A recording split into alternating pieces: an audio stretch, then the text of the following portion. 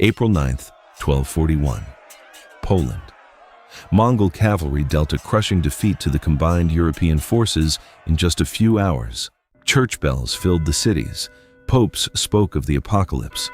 Europe trembled, and from that day forward, one belief was burned into everyone's mind. The Mongols destroy, burn, and move on.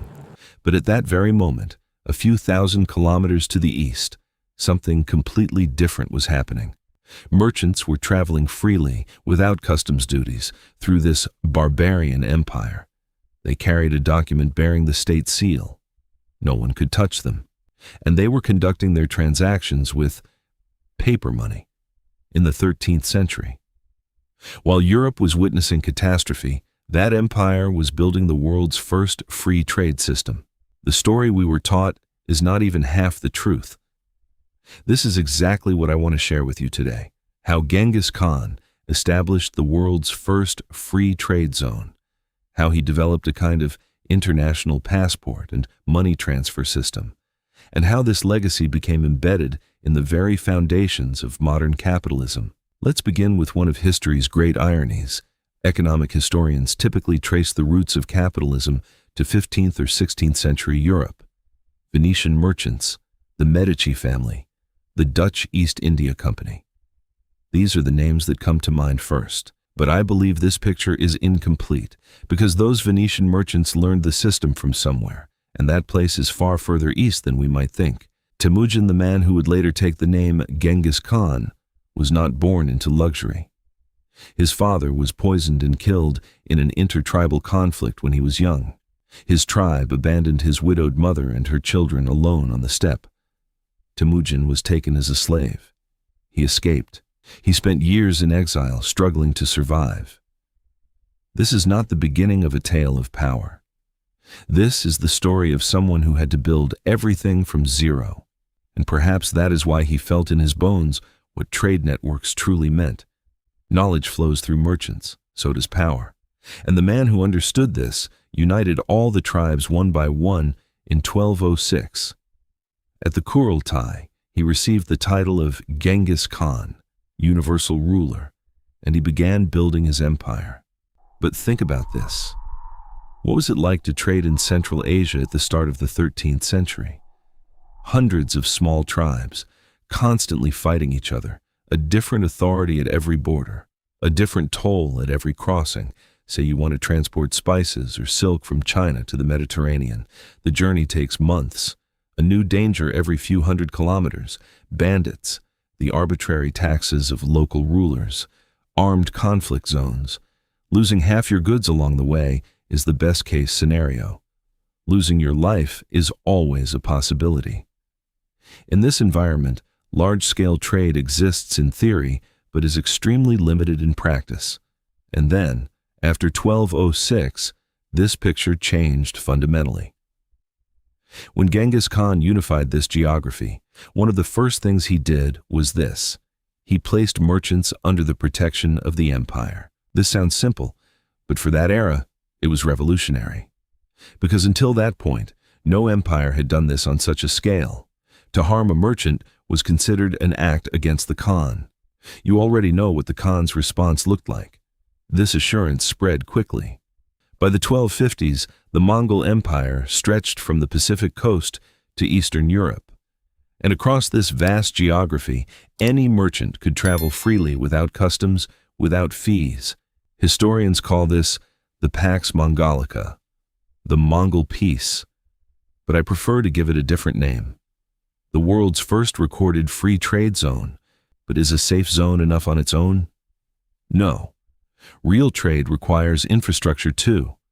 And so we come to the Mongols' second great innovation, the yam system.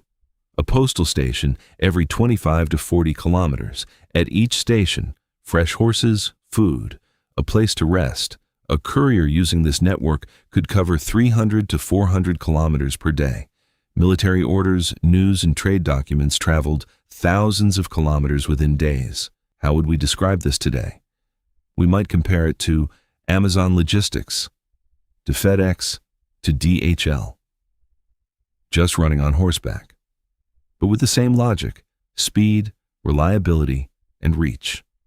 Thanks to this system, merchants could move goods both faster and far more safely, and that speed directly increased economic activity. The golden tablet, called the gerege or paisa, a small object the size of an ID card made of gold, silver, or bronze, inscribed with Mongolian text and the empire's official seal. Whoever carried this tablet gained extraordinarily special rights: free lodging, free food, free passage across the empire. No one could touch you. This was a passport. But it held even more than that: diplomatic immunity, state guarantee, official identity. Marco Polo made use of this system in 1271. Kublai Khan gave him and his family a gerege, and thanks to it, he traveled from Venice to China and back to Venice again. That legendary journey spanning decades would have been impossible without that small tablet. There is one particularly striking example that illustrates Genghis Khan's philosophy of trade. In 1218, he assembled a great trading caravan, 450 merchants, hundreds of camels, tons of valuable goods, all sent under official imperial protection to the Shah of Khwarezm. The purpose was clear: to build a trade bridge between two great powers, but the caravan was stopped at the border. The merchants were killed, the goods plundered. Genghis Khan sent an envoy. That envoy also never returned. And one of history's most costly trade blunders had been made. The Khwarezm Empire was completely erased from history within a few years. But here is what is truly interesting. One of the first things Genghis Khan did in the territories he conquered was to rebuild trade, not to destroy, to take over the system. This is not the behavior of a barbarian. This is the strategy of an economist. And now we come to the least known, but in my view, most critical, innovation: the Ortaq system. A few years ago, at an economic history conference in London, a colleague asked me, "So where do the real roots of venture capital go back to?" My answer surprised him quite a bit. The 13th century, the Mongols. Here is how the system worked. Mongol khans and aristocrats provided capital directly to merchants. Merchants took this money and traded across the empire. If profit was made, a set share went to the investor, the khan. If a loss was incurred, the state covered it. Stop for a moment and think. Risk sharing, profit partnership, state-backed investment guarantee. What would we call this today? Venture capital fund, public-private partnership, investment insurance. And this system worked remarkably well, because merchants were now far more willing to undertake long journeys. If they lost, the state was behind them. If they won, everyone won. This was a structure that made risk-taking both possible and rational. Let me add one more thing. During the era of Kublai Khan, paper money was made mandatory across the entire empire. Not physical gold, not physical silver, state-guaranteed printed paper. When Marco Polo returned to Venice and described this, no one believed him. They trade with paper? How does that work? But it did work, and the logic behind it remains fundamentally the same today. The state's credibility, its power of enforcement, and its continuity. Carrying physical precious metals was both dangerous and inefficient. Paper money accelerated trade and made it more flexible. And when this idea reached Europe, it transformed the history of banking. So, how did the system make its way to Europe? Italian merchants, Venetians and Genoese in particular, conducted very intensive trade with Asia during the Pax Mongolica. They witnessed both the Ortaq structure and the logic of the paper money firsthand. When they returned to their cities, they put what they had learned into practice. In Venice, a partnership structure called the commenda was established. The investor provides the capital. The merchant makes the journey. The profit is split between the two. These structures were remarkably similar to each other, and this structure was the true seed of European banking. The Medici family, 14th and 15th century Florence, financing long-distance trade. All of these are heirs to that system. My professor once said, "Capitalism was not invented in Western Europe. It was simply named there." At the time, I didn't fully grasp that.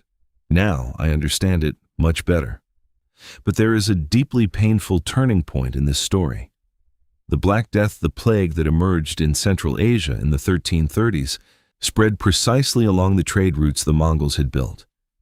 It reached the Black Sea ports in 1347, then the Mediterranean, then all of Europe.